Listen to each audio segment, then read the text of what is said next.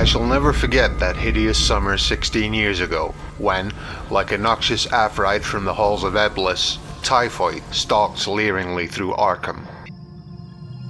It is by that satanic scourge that most recall the year, for truly terror brooded with bat wings over the piles of coffins in the tombs of Christchurch Cemetery. Yet for me, there is a greater horror in that time. A horror known to me alone, now that Herbert West has disappeared.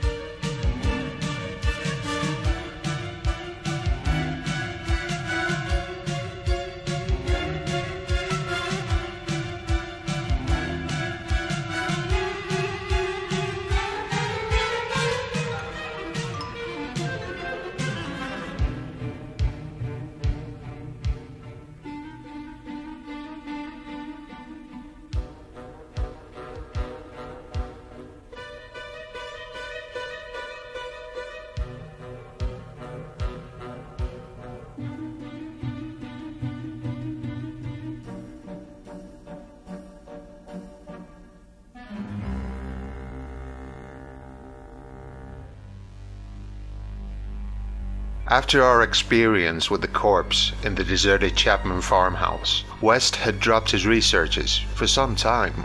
But as the zeal of the born scientist slowly returned, he again became importunate with the college faculty, pleading for the use of the dissecting room and of fresh human specimens for the work he regarded as so overwhelmingly important.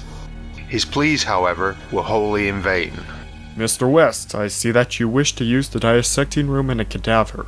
Studying the human organs, I presume? No, it is for something that I wish to remain private about. If you are referring to your wild theories of reanimation, I will forbid it.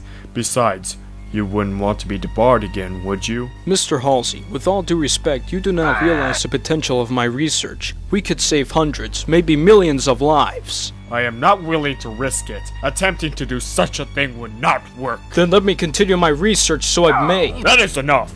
From now on, if you attempt to continue your experiments, I shall have you or anyone else involved in such farce expelled. So be it. And then had come the scourge, grinning and lethal from the nightmare caverns of Tartarus.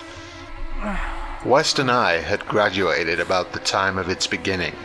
Though not as yet licensed physicians, we now had our degrees and were pressed frantically into public service as the numbers of the stricken grew.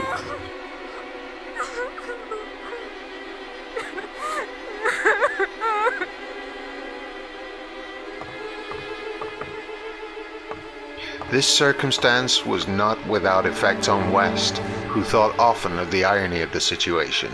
So many fresh specimens, yet none for his persecuted researches.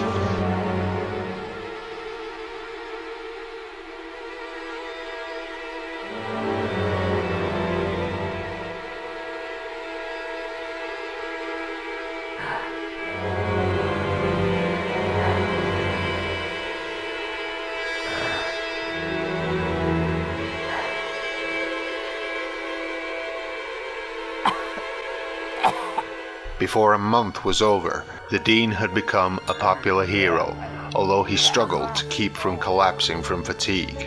West could not withhold admiration for the fortitude of his foe, But because of this, he was even more determined to prove to him the truth of his amazing doctrines. Taking advantage of the disorganization of both college work and municipal health regulations, he managed to get a recently deceased body smuggled into the university dissecting room. West, what are you doing here? Daniel, nice to see you. I managed to bring in this corpse so I can test on my newly modified reagent. Well, be quick of it. If anyone, especially the dean, catches you and me here, we will be expelled. Trust me, it won't be but a minute.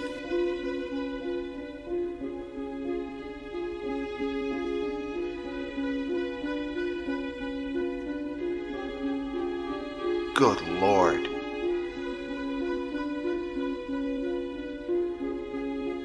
Move, damn you, move!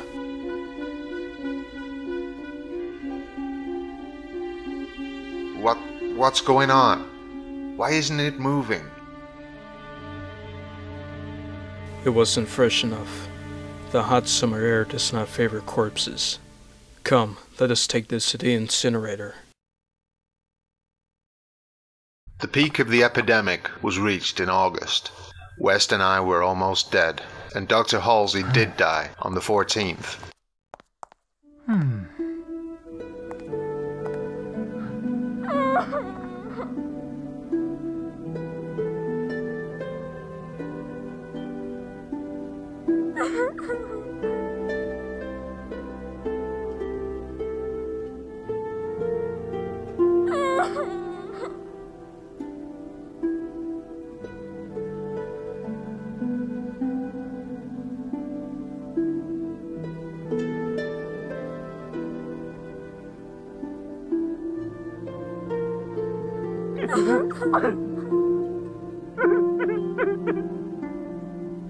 After the funeral on the 15th, we were all somewhat depressed and spent the afternoon at the bar of the commercial house.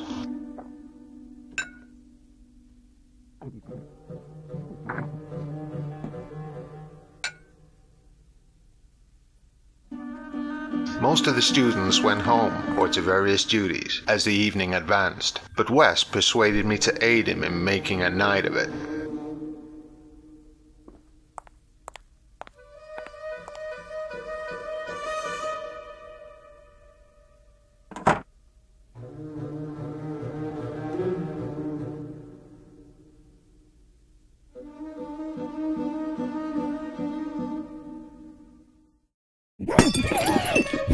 Hold him down!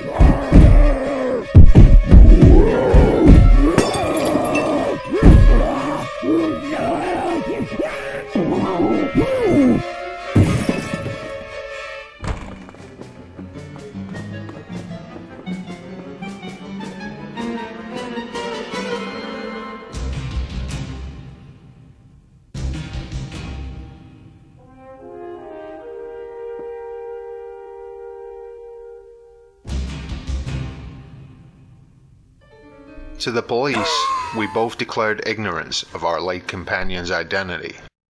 So what can you tell us about the man who attacked you both? He was a congenial stranger whom we had met at some downtown bar of an uncertain location. We had all been rather jovial, and West and I did not wish to have our pugnacious companion hunted down.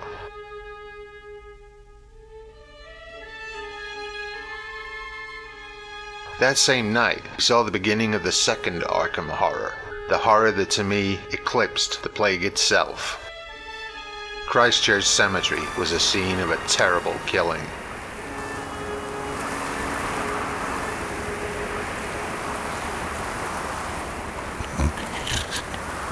Who's there?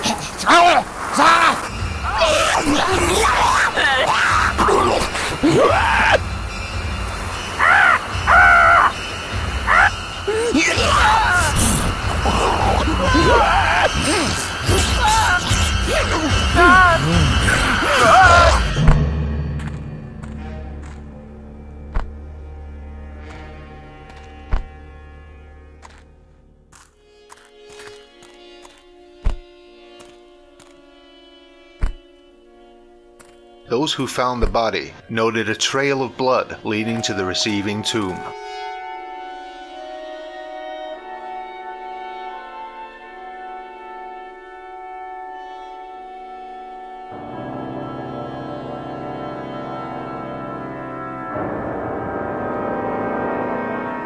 The next night, devils danced on the roofs of Arkham.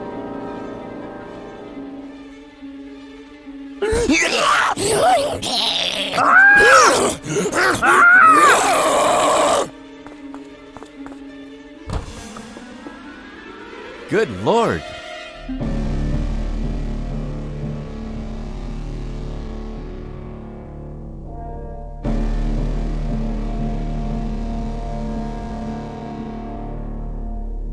The number it had killed was 14. 3 of the bodies had been in stricken homes and had not been alive. On the third night, frantic bands of researchers, led by the police, captured it in a house on Crane Street, near the Miskatonic campus.